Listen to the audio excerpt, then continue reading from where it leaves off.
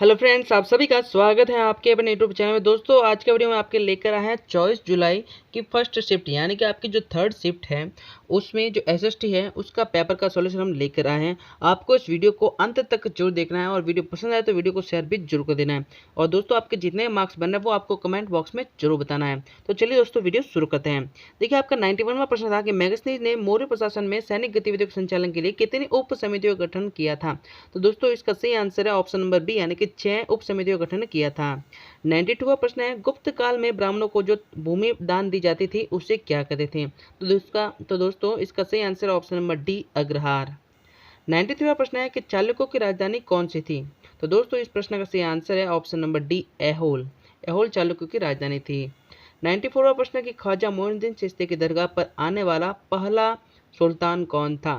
तो दोस्तों, इस प्रश्न का सही आंसर है ऑप्शन नंबर सी मोहम्मद बिन तुगलक। 95वां प्रश्न है कि पोलज प्रति छाछर व बंजर भूमि के प्रकार किस काल से संबंधित है। तो दोस्तों, इस प्रश्न का सही आंसर है मुगल साम्राज्य यानी कि ऑप्शन नंबर डी। 96वां प्रश्न है आपके कि अकबर की सुलेख की पसंदीदा शैली कौन सी थी। तो दोस्तों, इस प्रश्न का सही आंसर है नस्तलीक यानी कि ऑप्शन नंबर ए। 97वां प्रश्न है कि द रिलीफ ऑफ लखनऊ नामक चित्र 1857 के विषय में किसने बनाया था। तो दोस्तों, इस प्रश्न का सही आंसर है option number C Thomas Jones Barker ने द रिलीफ ऑफ लखनऊ नामक चित्र 1857 के विषय में बनाया था। 98वां प्रश्न है कि गुलामगिरी नामक पुस्तक। तो दोस्तों, ये बहुत सिंपल सा प्रश्न था। देखिए, इसका आंसर है ऑप्शन नंबर सी ज्योतिबा फूले। 99वां प्रश्न है कि परिवार कल्याण विषय भारत के संविधान की किस अनुसूची में दिया गया है। तो दोस्तों, 11वीं अनुसूची यानी कि ऑप्शन नंबर डी इसका सही आंसर होगा। जो 100वां प्रश्न है कि भारत के संविधान में संशोधन करने की शक्ति किसे प्राप्त है। आप सभी को पता होगा, लोकसभा, राज्यसभा और जो राष्ट्रपति तीनों संसद में शामिल होते हैं, उन्हीं के पास ये शक्ति होती है। तो ऑप्शन नंबर डी यानी कि संसद इसका सही आंसर होगा। 101वां प्रश्न है आपके कि भारत में विधिक सेवा दिवस कब मनाया था। तो इसका सही आंसर है ऑप्शन नंबर सी यानी कि 9 नवंबर को। 102वां प्रश्न है, भारत के संविधान की उद्देशिका में वर्णित शब्दों का सही अनुक्रम बताइए। तो 102 का आपका सही आंसर होगा ऑप्शन नंबर डी न्याय, स्वतंत्रता, समता, बंधुत्व। यानी कि अब जो प्रस्तावना है ना, तो उसमें वर्णित शब्दों का सही अनुक्रम आपको बताना है। तो इसका ऑप्शन नंबर डी सही आंसर है। 103वां प्रश्न है कि भारत में लैंगिक अपराधों से बालकों का संरक्षण अधिनियम कब लागू। आप सभी को पता होगा, पोक्सो एक्ट 2012 बार बार ये चर्चा में आता है। तो सिंपल सा प्रश्न था। आगे देखिए कि निम्न में से कौन सा अनुच्छेद 51 क में दिए गए मूल कर्तव्य में शामिल नहीं है। आप सभी को पता होगा 11 आपके मूल कर्तव्य हैं, इनमें कौन सा शामिल नहीं है। तो इसका सही आंसर ऑप्शन नंबर 1 करोड़ का भुगतान करे। ये लिखा हुआ नहीं है। देश की रक्षा करना, सार्वजनिक संपत्ति को सुरक्षित रखे और वैज्ञानिक दृष्टिकोण विकास करे, ये आपके लिखा हुआ है। 105वां प्रश्न है कि किस संविधान संशोधन मंत्रिपरिषद का आकार निर्धारित कर दिया गया। इसका सही आंसर है ऑप्शन नंबर बी 91वां संविधान संशोधन है, उसके द्वारा जो मंत्रिमंडल का आकार निश्चित कर दिया गया था कि हाँ भाई इतने परसेंट आपके चाहिए, उससे ज़्यादा मंत्रिपरिषद का आकार बढ़ा नहीं हो सकता। देखिए, जो अगला प्रश्न है कि स्वीप 106वां प्रश्न कि स्वीप संबंधित है। देखिए, स्वीप का आप समझ सकते हैं, स्वीप का सही आंसर है मतदाता जागरूकता कार्यक्रम यानी कि ऑप्शन नंबर ए। और अगला 107वां कि दो राज्यों के मध्य उच्चतम न्यायालय के किस क्षेत्राधिकार का हिस्सा है। ऑप्शन नंबर ए अपीलीय, बी ऑप्शन नंबर ए मौलिक, बी अपीलीय, सी सलाहकारी और डी है रीट। तो इसका सही आंसर है 107 का सही आंसर है ऑप्शन नंबर ए यानी कि मौलिक है इसका सही आंसर। 108वां प्रश्न है कि मूल संरचना का सिद्धांत न्यायपालिका ने किस वाद में प्रतिपादित किया। तो 108 का सही आंसर है केशवानंद भारती विवाद। उसमें कहा गया था कि हम इसके मूल संरचना में परिवर्तन नहीं कर सकते। तो इसका सही आंसर ऑप्शन नंबर बी। 109वां प्रश्न है कि निम्न में से कौन सा कथन असत्य है। पृथ्वी को नीला ग्रह भी कहा जाता है, बिल्कुल सही कहा जाता है। देखिए, शुक्र को पृथ्वी जुड़ा, सही, ये सही कहा गया। शनि एक आंतरिक देश। दोस्तों, ये प्रश्न ये गलत कहा गया यानी कि 109 का सी आंसर इसका सही होगा। और 110वां है कि जब 0 डिग्री देशांतर पर सुबह के 10 बज रहे हैं तो 15 डिग्री पूर्वी देशांतर पर कितना समय होगा। तो दोस्तों, इस प्रश्न का सही आंसर है ऑप्शन नंबर ए यानी कि प्रातः 11 बजे वहाँ पर बजेंगे, यानी कि 1 घंटे का अंतर आएगा। देखिए, जो 111वां प्रश्न है कि भू पर पट्टी के नीचे वह स्थान जहाँ पर भूकंप आरंभ होता है उसको क्या कहते हैं, उद्गम केंद्र नहीं, उसको कहते हैं अधिकेंद्र। ऑप्शन नंबर बी इसका सही आंसर होगा 111 का बी। 112वां का भूकंप और ज्वालामुखी घटित होने का कारण है। तो 112वें का सही आंसर है आपका अंतर्जनित बल। अंतर्जनित बहिर्जनित दोनों नहीं होते, सिर्फ अंतर्जनित होता है। भूकंप और ज्वालामुखी के कारण है अंतर्जनित, ऑप्शन नंबर ए 112 का ये सही आंसर होगा। अगुला तारा कौन से महासागर में प्रवाहित होती है? तो दोस्तों इसका सही आंसर है डी हिंद महासागर। आपको पता होगा कि जो अफ्रीका महाद्वीप है उसके पूर्व में ये जाती है, हिंद महासागर से होकर जाती है। 114 प्रश्न है कि भारतीय पुरातत्व सर्वेक्षण के पहले जनरल कौन थे? तो 114वें का सही answer option number C Alexander Cunningham, ये भारतीय पुरातत्व सर्वेक्षण के पहले जनरल थे। 115 प्रश्न देखिए, थेरीकाटा के संबंध में कौन सा कथन सत्य है, ये पूछा गया था। तो देखिए यह सूत्र पिटक कैसा सही है, इसमें भिखुनियों द्वारा रचित छंदों का संकलन किया गया है। तीसरा, यह विनय पिटक का हिस्सा है और इसमें महिलाओं के सामाजिक और आध्यात्मिक अनुभवों के बारे में अंतर्दृष्टि मिलती है। तो दोस्तों इसमें सत्य है यह विनय पिटक का हिस्सा, ये असत्य, ये गलत है। तो यानी कि दोस्तों आपका 1, 2 और 4 यानी कि ऑप्शन नंबर डी इसका सही आंसर आपके होने वाला है। 115 का सही है डी। और देखिए 116 प्रश्न है, वर्धमान महावीर किस वंश से संबंधित थे? जो वर्धमान महावीर थे वो ये लिच्छवी वंश से संबंधित, इनकी माता ये लिच्छवी वंश से संबंधित, ये आपको ध्यान रखना है। इसका सही आंसर होगा 116 का ए। 117वां आप देख सकते हैं, 16 महाजनपदों में मगध प्रथम क्यों था? तो देखिए ऑप्शन ए खेती की उपज अच्छा यानी खेती वहाँ ज़्यादा होती, लोहे की खदानें ज़्यादा थी और जंगली हाथी वहाँ पर भी उपलब्ध थे, यानी कि वो बहुत ही शक्तिशाली था। ये तीनों इसका सही आंसर है, 117 का डी होगा। और 118 लोथल, आप सभी को पता है लोथल गुजरात काफ़ी चर्चा में रहता है ये हर बार, तो 118 का बी सही आंसर है। जो 119 बेरीगाजा प्राचीन भारत के कौन से बंदरगाह का यूनानी नाम था? तो 119 का सही आंसर होगा आपका ए, भरूच जो बंदरगाह है उसका पूरा नाम था बेरीगाजा, प्राचीन बेरीगाजा बंदरगाह नाम था। तो 120वां प्रश्न है, चौल अभिलेखों में भूमि की विभिन्न कोटियों का उल्लेख मिलता है, उनमें से वेलनगाई का संबंध किससे था? तो दोस्तों ए इसका सही आंसर होगा गैर ब्राह्मण किसान स्वामी की भूमि। दोस्तों मैं आपको फटाफट से बताऊं क्योंकि आप ज़्यादा टाइम वेस्ट नहीं करना है, आपको सही आंसर भी आपको बता देना है।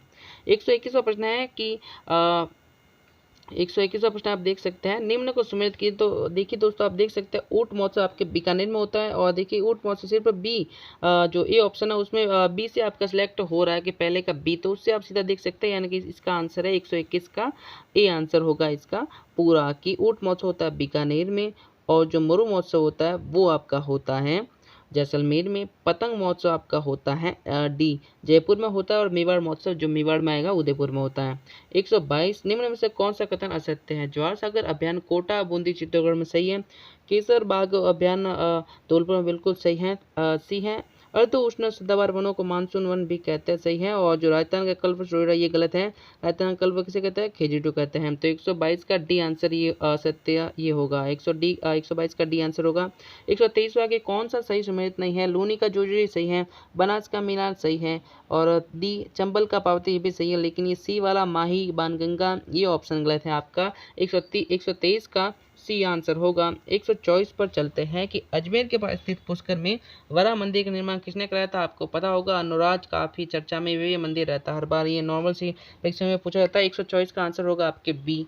125वां प्रश्न है, 1857 की क्रांति के समय सिरोही रियासत का पॉलिटिकल एजेंट कौन था? देखिए ये थोड़ा डिटेल से पूछे हैं। 125वां, तो इसका सही आंसर होगा आपके जेडी हॉल यानी कि ऑप्शन नंबर ए इसका सही आंसर होगा 125 का। 126 मोतीलाल तेजावत किस गांव के निवासी थे? तो आप जानते होंगे कि ये कोलियारी गांव के निवासी थे। 126 का सी आंसर होगा आपके। और जो 127वां है, देखिए जो 1987 का सूर्यमल मिशन पुरस्कार कन्हैयालाल सेठिया के किस साहित्यिक रचना को दिया गया था? तो शब्द रचना के लिए दिया गया, यानी कि 127 का आपके डी आंसर होगा। और जो 128 है, हाथलगांव का संबंध राजस्थान के एकीकरण में कौन से रियासत से जुड़ा? तो हाथलगांव सिरोही में, यानी कि 128 का डी होगा। 129 की बात करते हैं, governor general Lord William Bentinck ने किस दुर्ग को दुनिया का दूसरा जिब्राल्टर कहा? दोस्तों दूसरा जिब्राल्टर वो तारागढ़ को उन्होंने कहा था।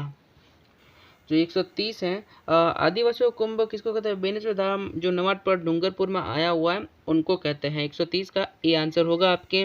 131 की ओर चलते हैं कि थमनियो, थेड़ियो, आड़ू और ठुस्सी। आप सभी को पता होगा ठुस्सी जो गले में ठुसते हैं, यानी कि एक ट्रिक है। तो कौन सा होगा इसका? 131 का बी, गले यानी कि कंठ में, इसका कंठ इसका सही आंसर होगा। 132 Maharaja school of arts and crafts की स्थापना किस राजस्थानी शासक द्वारा की गई? आप सभी को पता होगा जयपुर के जो महाराजा राम सिंह थे वो काफ़ी जो चित्रकला संबंधित ध्यान रखते थे, उनका इंटरेस्ट में ज़्यादा था। तो 132 का बी होगा इसका आंसर। उन्होंने Maharaja school of arts and crafts की स्थापना की थी। 133 का वाला नृत्य कैसा है? स्त्री करती है, पुरुष करते हैं, स्त्री पुरुष दोनों करते हैं, अब इनमें से कोई नहीं। तो दोस्तों ये एक युगल नृत्य है, यानी कि स्त्री पुरुष दोनों करते हैं। 133 का सी आंसर होगा। 134 पे चलते हैं कि निम्न में से किस उद्देश्य की संप्राप्ति पर विद्यार्थी मानचित्र में अंकित अशुद्धियों को सही कर सकता है? दोस्तों इसका आंसर मेरे अनुसार ऑप्शन नंबर बी होगा, बोध का विकास। 135वां कि नई शिक्षा नई पीढ़ी के सामाजिकरण के अतिरिक्त और कुछ नहीं है। तो दोस्तों इस प्रश्न का आंसर आप बताइए, आपने इसका क्या किया है? तो 136वां model of understanding level of teaching को इस नाम से भी जाना जाता है। तो दोस्तों इसका आंसर आप बताइए। 137वां कि निम्न में से बेंजामिन ब्लूम के संज्ञानात्मक पक्ष से संबंधित कौन सा शिक्षण उद्देश्य नहीं है? तो दोस्तों इस प्रश्न का सही आंसर है अधिग्रहण संबंधित नहीं है, विश्लेषण, मूल्यांकन और ज्ञान तीनों संबंधित है। 138 की अनुदेशन तकनीक की प्रकृति के अनुसार प्रायोजन विधि संबंधित है।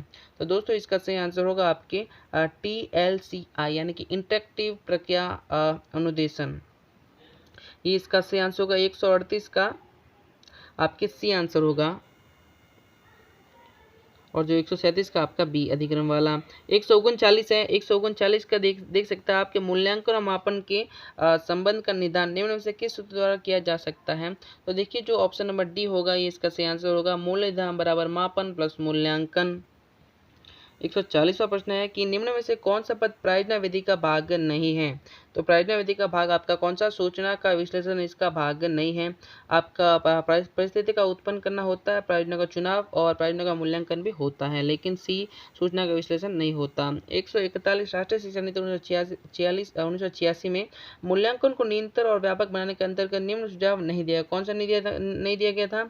तो देखिए मूल्यांकन लक्ष्य आधारित होना चाहिए, मूल्यांकन का स्वरूप व्यापक होना चाहिए, मूल्यांकन नियंत्रित किया जाने और प्रश्न पत्र निर्माण अध्यापक को गहन प्रशिक्षण की आवश्यकता नहीं है। तो 141 का डी आप सीधा देख सकते हैं, डी इसका सही आंसर है कि ये गलत कहा गया था, ये नहीं कहा गया था।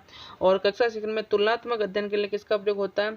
पोस्टर, समय तालिका, रेखाचित्र और डी ग्राफ। तो ग्राफ का प्रयोग होता है जिससे आप तुलनात्मक अध्ययन कर सकते हैं। पहले उसका ये परफॉर्मेंस था, आप ये परफॉर्मेंस है।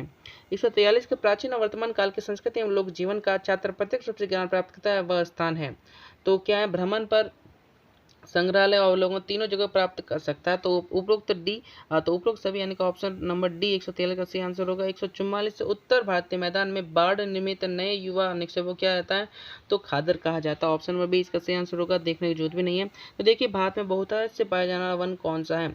तो आप सभी को पता होगा, ये प्रश्न बार बार पूछा जाता है कि उष्ण कटिबंधीय पर्णपाती वन, बी उष्ण कटिबंधीय कांटेदार वन, उष्ण कटिबंधीय सदाबहार वन और पर्वतीय वन।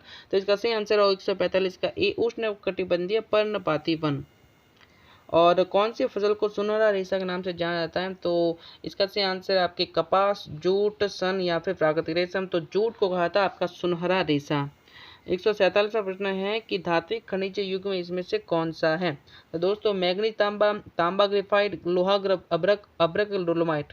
तो इसका सही आंसर है धात्विक खनिज, जो धातु वाले खनिज है उनका युग्म कौन सा है? तो इसका सही आंसर है दोनों खनिज अपना मैग्नीज और तांबा वाले होंगे। 147 का ए। और 148 विश्व में सबसे अधिक बिकने वाली कैंसर रोधी औषधि भारत में कौन से पौधे से प्राप्त होती है? तो दोस्तों अर्जुन, सर्पगंधा, हिमालय यव और अक्सलवुड। तो इसका सही आंसर आप बता दीजिएगा। तो 149 का देखते हैं। राजस्थान के शुष्क क्षेत्र में पाला पानी, तो पाला पानी आप सभी को पता होगा जो वर्षा जल आता है उसको कहते हैं, यानी कि ऑप्शन नंबर डी इसका सही आंसर होगा। और 150 वाला कि राजस्थान के कौन से जिले में भारत का सबसे बड़ा